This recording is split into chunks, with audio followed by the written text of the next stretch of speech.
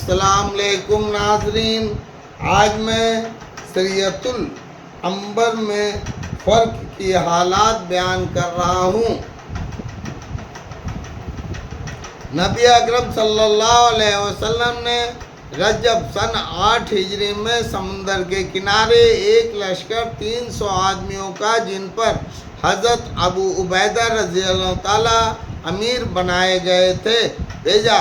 حضور اقدس صلی اللہ علیہ وسلم نے ایک تھیلی میں کھجوروں کا توشہ بھی دیا۔ 15 روز ان حضرات کا وہاں قیام رہا اور توشہ ختم ہو گیا۔ حضرت قیس نے، جو اس قافلے میں تھے، مدینہ منورہ میں قیمت ادا کرنے کے وعدے پر قافلہ والوں سے اونٹ خرید کر ذبح کرنا شروع کیے اور 3 اونٹ روزانہ ذبح کرتے، مگر تیسرے دن امیر قافلہ نے اس خیال سے کہ سواری ختم ہو گئی تو واپسی بھی مشکل ہو جائے گی، ذبح کے ممانعت کی ایک اور سب لوگ کے پاس اپنی اپنی جو کھجوریں موجود تھی جمع کر کے تھیلی میں رکھ لی اور ایک ایک کھجور روزانہ تقسیم فرما دیا کرتے، جس کو چوس کر یہ حضرات پانی پی لیتے اور رات تک کے لیے یہی کھانا تھا۔ کہنے کو مختصر سی بات ہے، مگر لڑائی کے موقع پر جبکہ قوت اور طاقت کی بھی ضرورت ہو، ایک کھجور پر دن بھر گزار دینا دل و جگر کی بات ہے۔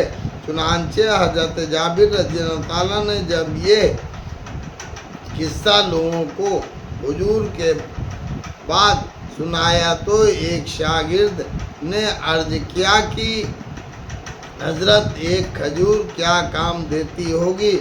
آپ نے فرمایا، اس کی قدر جب معلوم ہوئی کہ وجود فاقے کے کچھ بھی نہ تھا، درخت کے خشک پتے جھڑتے اور پانی میں بھگو کر کھا لیتے، مجبوری سب کچھ کرا دیتی ہے، اور ہر تنگی کے بعد اللہ نے ان تکلیف اور مشقتوں کے بعد سمندر میں سے ایک مچھلی ان لوگوں کو پہنچائی جس کو عنبر کہتے ہیں، اتنی بڑی تھی کہ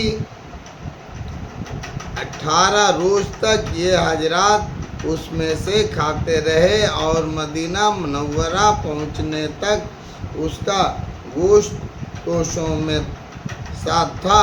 حضور صلی اللہ علیہ وسلم کے سامنے جب سفر کا مفصل قصہ سنایا گیا تو حضور صلی اللہ علیہ وسلم نے ارشاد فرمایا کہ یہ اللہ کا ایک رزق تھا جو تمہاری طرف بھیجا گیا تھا۔ فائدہ: مشقت اور تکلیف اس دنیا میں ضروری ہے اور اللہ والوں کو خاص طور پر پیش آتی ہے۔ اس وجہ سے حضور صلی اللہ علیہ وسلم کا ارشاد ہے کہ انبیاء علیہ السلام کو سب سے زیادہ مشقت میں رکھا جاتا ہے، پھر جو سب سے افضل ہو، پھر ان کے بعد جو بقیہ میں افضل ہو۔ آدمی کی آزمائش اس کی دینی حیثیت کے موافق ہوتی ہے اور ہر مشقت کے بعد اللہ کی طرف سے اسے لطف و فضل سے سہولت بھی عطا ہوتی ہے۔ یہ بھی مگر غور کیا کریں کہ ہمارے بڑوں پر کیا کیا گزر چکا، اور یہ سب دین ہی کی خاطر تھا۔